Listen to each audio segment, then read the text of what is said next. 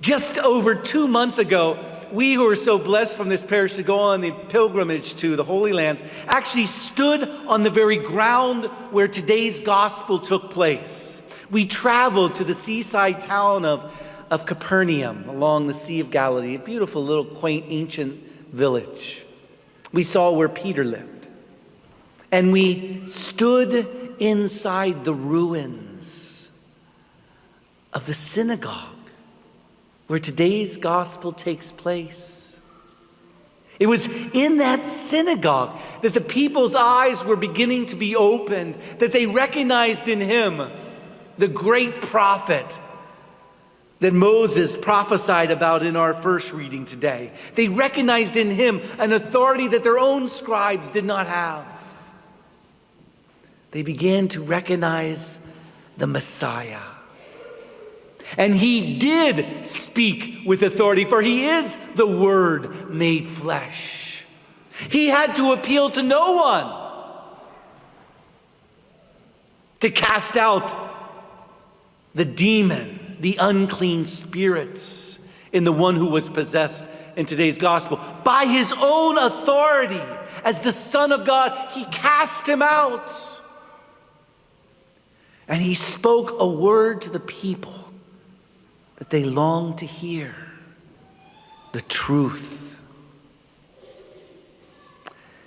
This one who speaks with authority, that word authority goes to the author, to the creator. The one who is present at creation speaks the truth, and he founded a church on the rock, St. Peter, and he promised that the gates of hell would not prevail against her, that he would be with her always, and that he would not leave us without a shepherd, that he would continue to guide us through his apostles, through the bishops. And so, the Lord has spoken. But of course, the Lord speaks to us always. And we always have the choice on whether or not we will harden our hearts. This Friday, the bishop composed a letter that he has requested be read at every Mass in the diocese, at every church and institution. And I'm sure that other dioceses throughout our land are doing the same. Brothers and sisters in Christ, I write to you concerning an alarming and serious matter that poses the gravest threat to religious liberty in our lifetimes. It negatively impacts the Catholic Church in the United States and strikes at the fundamental right to religious liberty for all citizens of any faith. Our federal government, which claims to be of, by, and for the people, has dealt a heavy blow to almost a quarter of those people, the Catholic population, and to the millions more who are served by the Catholic faithful.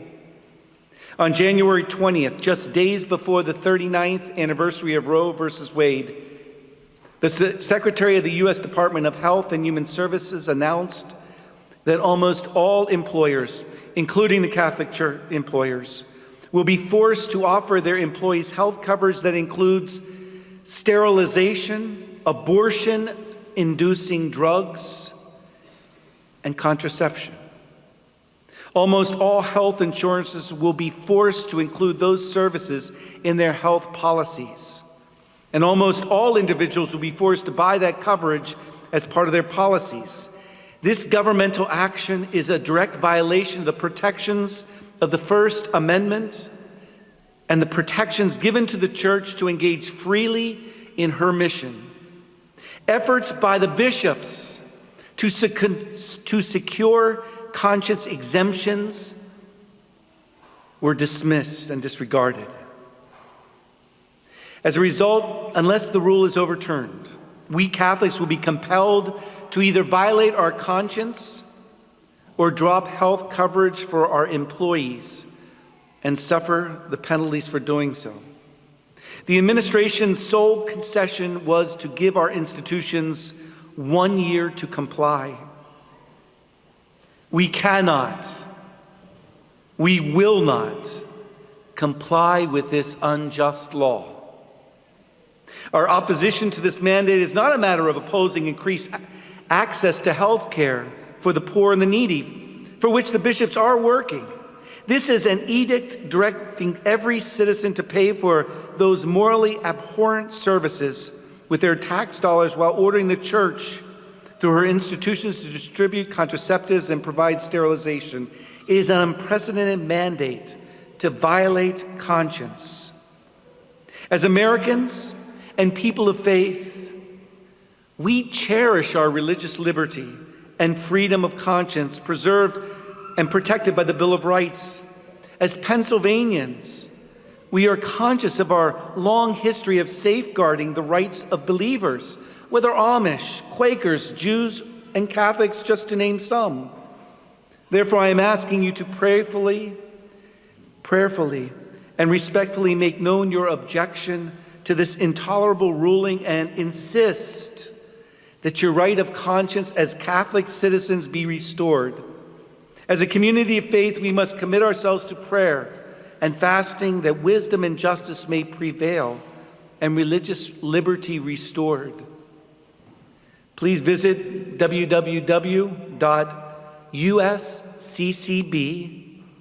that's the United States Conference of Catholic Bishops, usccb.org, O-R-G, or www.pacatholic.org. That's the Pennsylvania Conference of Catholics, Bishops, to learn more about this assault on religious liberty and how to contact Congress in support of legislation that would reverse the administration's decision. May God bless you for your faith, courage, and resolve. Sincerely yours in the Lord, Most Reverend Joseph P. McFadden, Bishop of Harrisburg.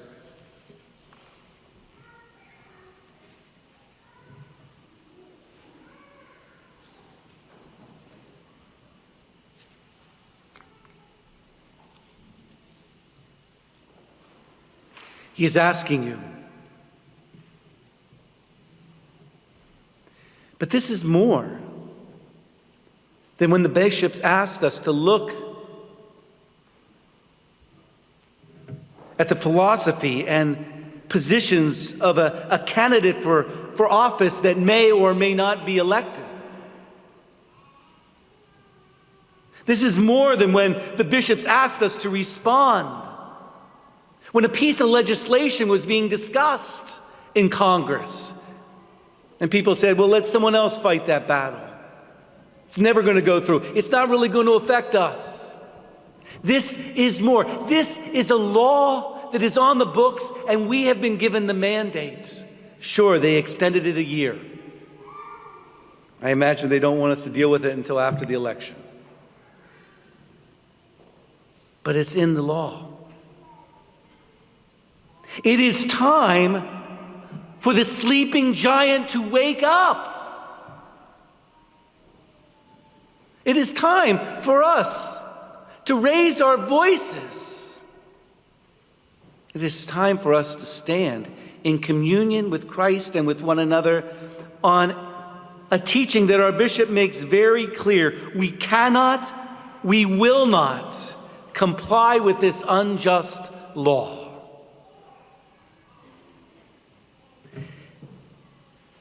This letter will be printed in its entirety in next weekend's bulletin along with the contact information. But I would ask, please speak up now. It only gets harder. Please pray now and fast now. If we can't stand together to defend our conscience,